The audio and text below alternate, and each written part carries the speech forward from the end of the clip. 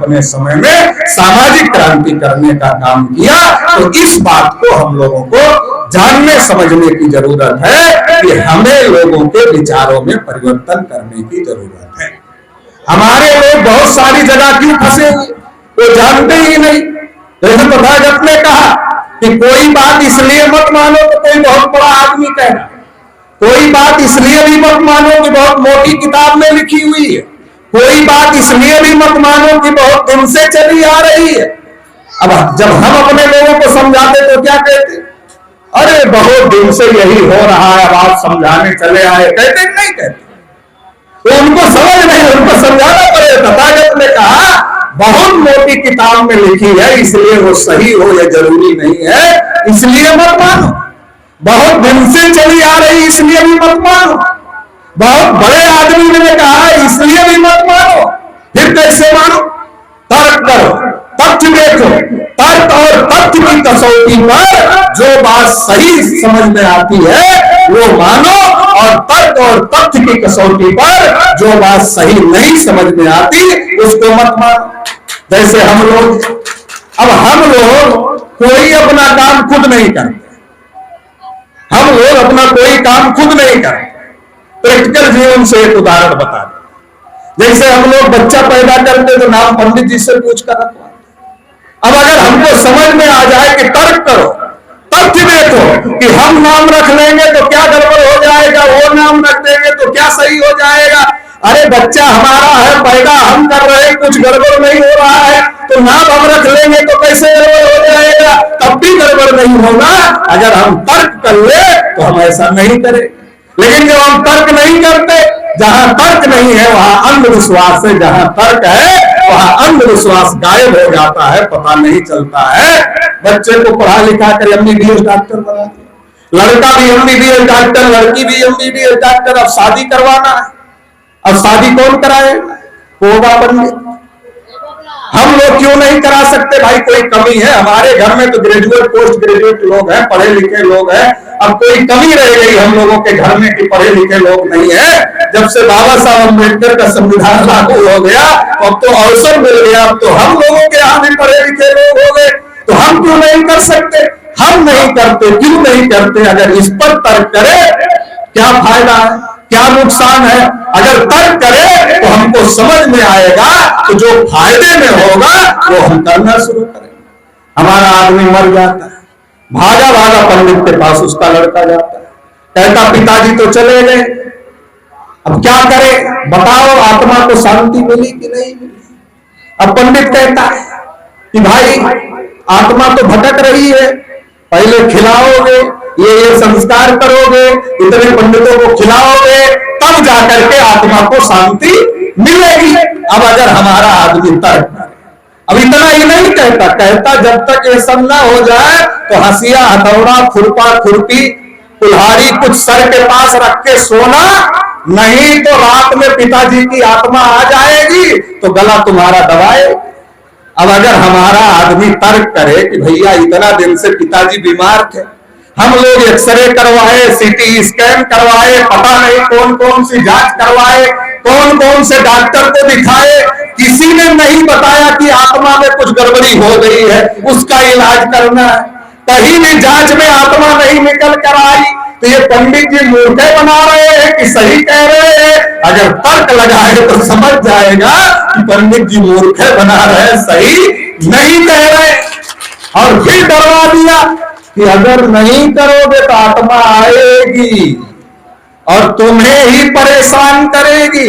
अरे भाई, जो पिताजी खुद अच्छा नहीं खाए हमें अच्छा खिलाए, खुद अच्छे कपड़े नहीं पहने हमको अच्छे कपड़े पहनाए, खुद बहुत कष्ट उठाए कि हम पढ़ लिख कर अच्छी जिंदगी जिए, वो पिताजी अगर मरने के बाद उनकी आत्मा कहीं होगी उनके मुताबिक, है तो नहीं कहीं, अगर होगी तो फिर हमें क्यों परेशान करेगी? अगर आत्मा में इतनी ताकत होगी तो हमारे दुश्मन को परेशान करेगी, हमें क्यों परेशान करे?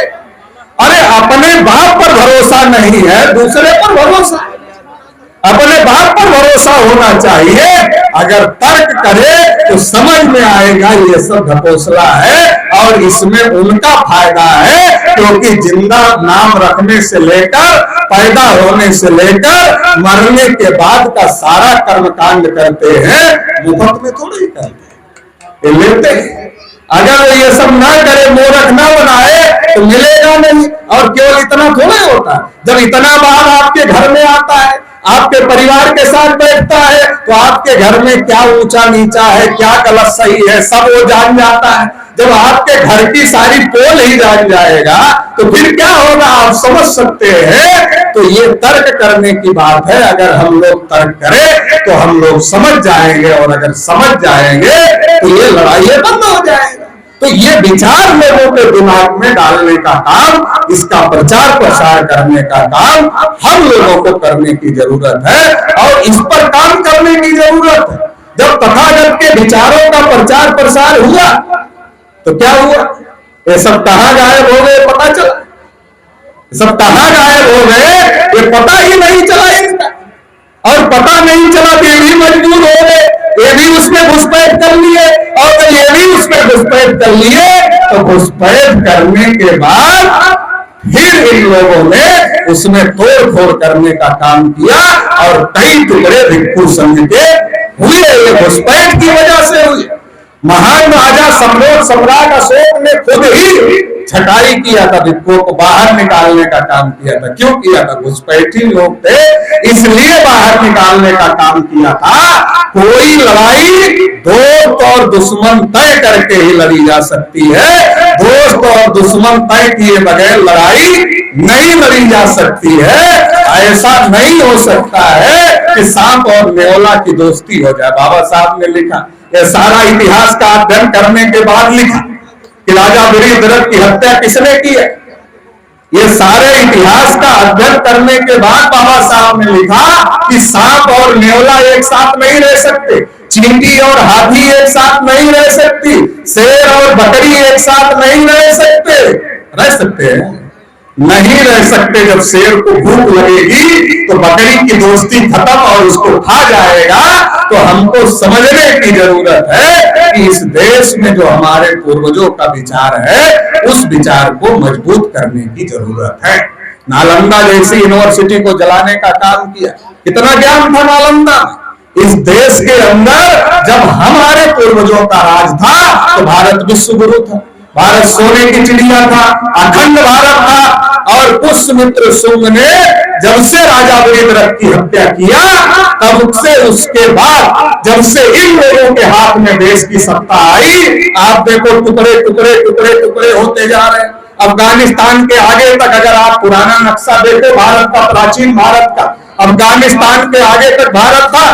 अब कितना सिमटता जा रहा है, सिमटता जा रहा है, सिमटता जा रहा है। क्यों? इनकी सोच ही ऐसी नहीं है कि इन सबको समाहित करके चल सके। इनकी सोच कैसी है, हम ही ऊपर रहेंगे, बाकी सब नीचे रहेंगे। जो इन्होंने बड़ व्यवस्था बनाई, आखिर क्या जरूरत थी बड़ व्यवस्था की, जब हर आदमी इंसान है, जो इंसान है वो सब बराबर है। अगर धर्म की बात किया जाए तो धर्म का सबसे प्रमुख सिद्धांत है कि इंसान के द्वारा इंसान का शोषण नहीं होना चाहिए।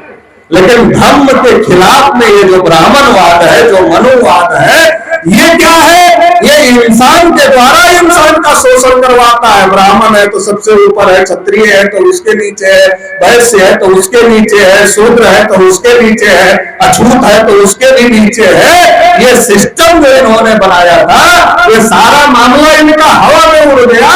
और जब फिर राजा वीरभद्र की हत्या पुष्यमित्र शुंग नाम के ब्राह्मण ने किया और लाखों बौद्ध भिक्षुओं का कत्लेआम किया, और लाखों बौद्ध भिक्षुओं का कत्लेआम करने के बाद जबरदस्ती से इन्होंने ये व्यवस्था हमारे ऊपर थोपने का काम किया, फिर से बड़ व्यवस्था थोपने का काम किया। और फिर सोचा कि तथागत के समय में हमने ब्राह्मण क्षत्रिय वैश्य शूद्र बनाए थे, तो शूद्रों की आबादी ज्यादा थी, इकट्ठा हो गए, और इकट्ठा हो गए तो क्रांति हो गई। इन्होंने कहा भविष्य में फिर ये इकट्ठा हो सकते हैं, इनको इकट्ठा नहीं होने देना है। इसलिए 6000 से ज्यादा जातियों के टुकड़ों में हम लोगों को विभाजित करने का काम किया। हर जाति का अलग नाम, हर जाति का अलग काम, हर जाति की अलग पहचान, और जिससे पूछो वही कहता हम ही ऊपर तुम नीचे, हम ऊपर तुम नीचे। और ये तो जाति जाति का मामला, एक एक जाति में कई कई जाति, उस जाति में ही एक ग्रुप कहता हम ऊपर, दूसरा कहता हम ऊपर, तीसरा कहता हम ऊपर, चौथा कहता हम ऊपर। मतलब टुकड़ों में भी टुकड़े बनाने का काम किया, और इतने ज्यादा टुकड़े किए, इतने ज्यादा टुकड़े किए कि हम आज तक दोबारा इकट्ठा नहीं हो पा रहे हैं। इसलिए अगर हम लोग ये करना चाहते, फिर से इस देश पर तथागत बुद्ध की विचारधारा का राज लाना चाहते हैं, अगर हम ये करना चाहते हैं तो हमें जाति व्यवस्था से भी ऊपर उठना पड़ेगा। वैसे तो पूरी दुनिया में तथागत बुद्ध को उसके नाम पर ही भारत को जाना जाता है। भारत के प्रधानमंत्री भी जब विदेश जाते हैं तो कहते हैं हम बुद्ध और अशोक के देश से आए हैं, लेकिन जब यहाँ रहते हैं तो बुद्ध और अशोक की विरासत को ही मिटाने के काम पर भी लगे रहते हैं। ये दोहरा काम भी चल रहा है, तो इसको भी हम लोगों को समझने की जरूरत है।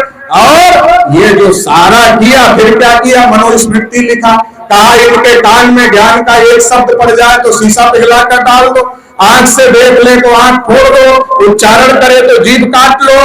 किसने लिखा? मनुस्मृति। हमारे आप में से किसी ने लिखा। और अगर हमारे आप में से किसी ने लिखा होता तो अपने लिए ऐसा क्यों लिखता?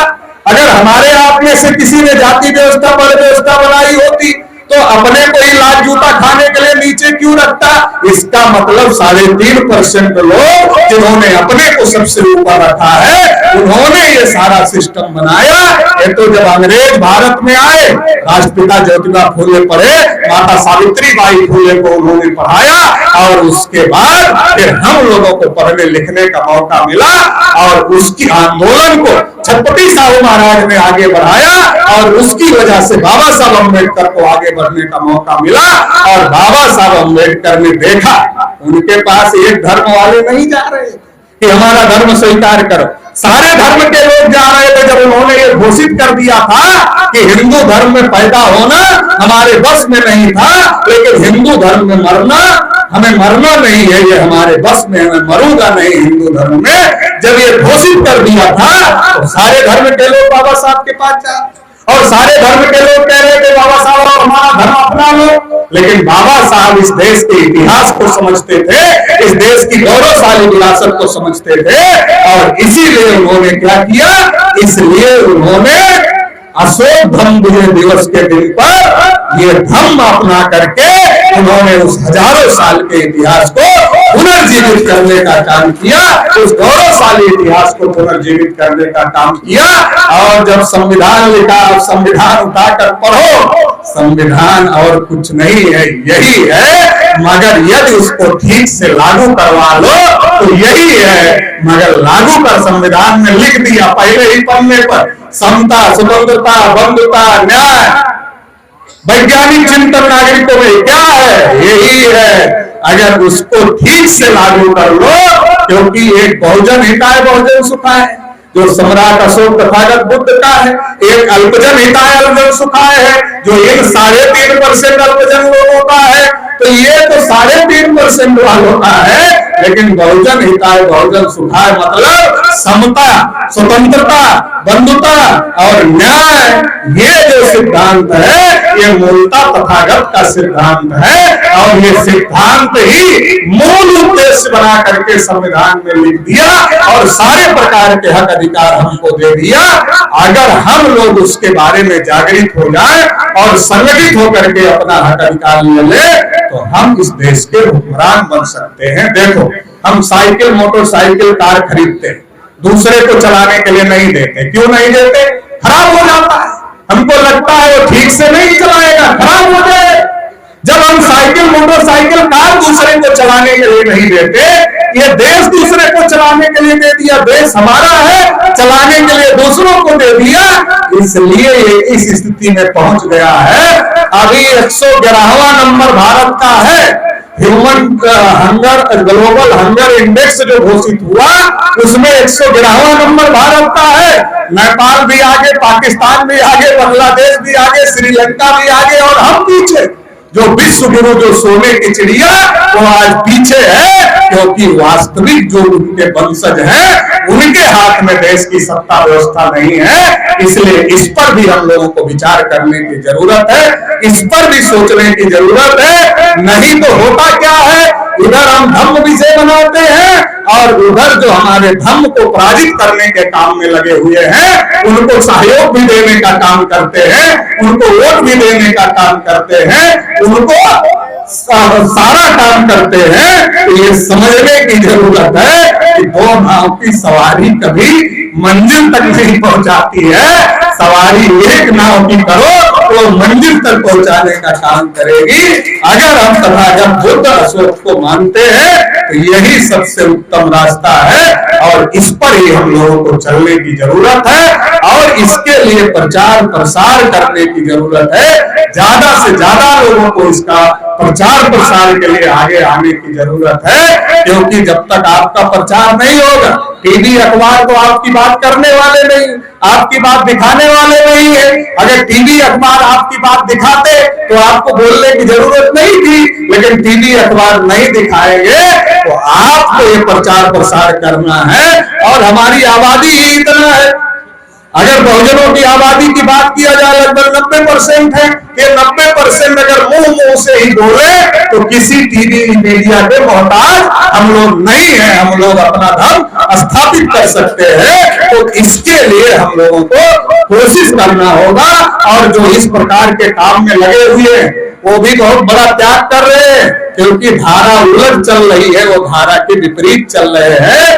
धारा की तरफ चलना आसान होता है, धारा के विपरीत चलना बहुत कठिन होता है। तो जो इस प्रकार धारा के विपरीत चल रहे हैं उनका सम्मान करो, उनका उपहास मत करो। बहुत सारे लोग उपहास करते हैं, उपहास मत करो, उनका सम्मान करो और जो सहयोग बन सकता है आपसे, कम से कम आप कर नहीं सकते तो उनका सहयोग करो जो लोग कर रहे हैं। तो अगर इस प्रकार का काम हम लोग करते हैं तो आने वाले समय में इस देश में जो परिवर्तन की लहर अभी दिखाई दे रही, एक लंबे समय से हम लोग इस परिवर्तन के लिए लगे हुए थे, इस जागृति के काम के लिए लगे हुए थे। अभी अंदर अंदर ये चल रहा था, लेकिन अभी ये लहर बाहर निकल रही है और आने वाले समय में देश में बड़ा परिवर्तन होगा। भारत फिर से विश्व गुरु बनेगा, भारत फिर से सोने की चिड़िया बनेगा और भारत को फिर से अखंड भारत बनाएंगे। इस संकल्प को लेते हुए आप सभी लोगों ने मुझे ध्यानपूर्वक सुना। इस बात के लिए धन्यवाद देते हुए आप सभी लोगों को बहुत बहुत आभार, बहुत बहुत धन्यवाद। नमो बुद्धाय, जय भीम, जय भारत, जय मुंडा।